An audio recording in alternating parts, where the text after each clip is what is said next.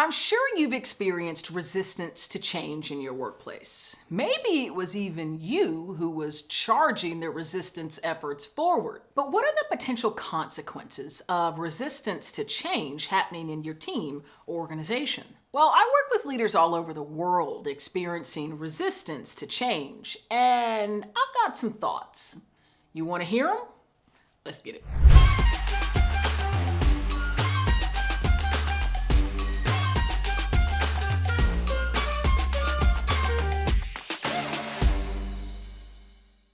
Resistance is real, and it shows up everywhere in our day-to-day personal lives, in the workplace. Sometimes it's felt within ourselves, sometimes it's sensed within our colleagues, our peers, even our management. Well, in this video, you're going to learn 4 consequences you may face when resistance strikes. And the last one, I guarantee, will surprise you. The first consequence is that you fail to achieve your change initiative successfully. In my work, I've found that sometimes this is actually a self-fulfilling prophecy. You have individuals in the organization, a critical mass in the organization, believing that we're no good at change. We've never been successful. Another change is coming. We're going to fail again.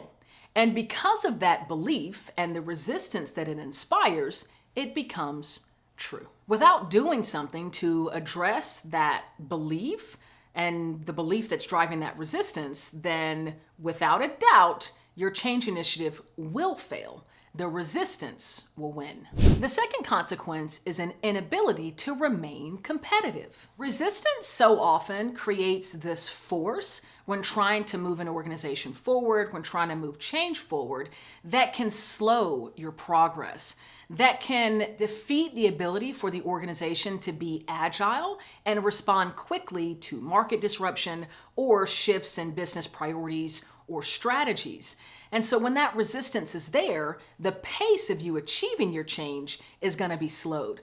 And the slower you are, the less competitive you're going to be in the market. The third consequence is employee burnout and increased attrition. Whether you are the one resisting or the one striving to overcome that resistance, it takes so much energy. It's like pushing a boulder up a hill, dealing with all that friction that resistance creates and when trying to execute change in an organization. It requires so much energy from leaders who are trying to inspire and help employees overcome that resistance, and it requires a lot of energy from those who are resisting to continue to tell you why the change isn't going to work or why they're not going to engage in the change, holding firm and really fighting against all of the motion that the change initiative is trying to create. On either side, whether it's an individual striving to overcome resistance or an individual who's holding on to resistance, it takes so much energy and it's incredibly draining, leading to burnout in your leaders and in your employees and potentially even attrition.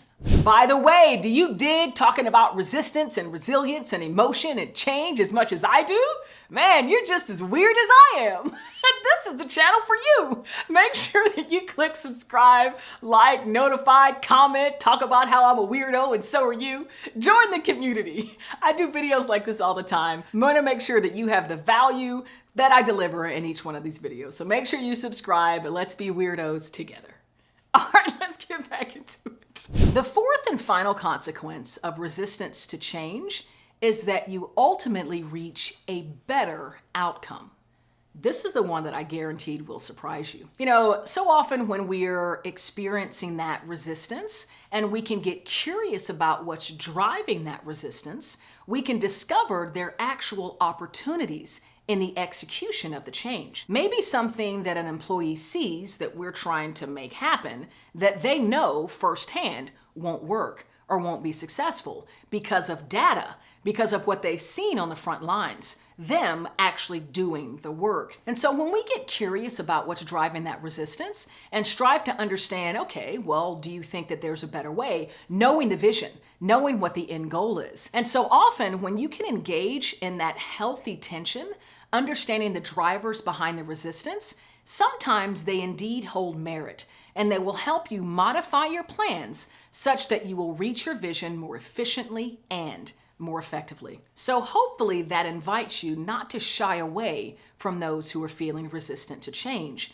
They may have data-based reasons why they are resisting that particular change as it's been brought to them. Work with them to understand the why behind their resistance, and then work together to find the right plan to achieve the vision of the change initiative. So if you got value from that, I've actually got 2 other videos that I want you to have a look at. The first is what are common reasons employees resist change? And then the second video that I want you to check out, how to overcome resistance to change with employees. Both of these videos have a lot of good information that are along the lines of resistance to change in the workplace. I want to make sure that you have the data, the insights, and the research to ensure your growth and success through even your toughest change challenges. I'm Cassandra Worthy, and until we meet again, keep rocking and keep growing.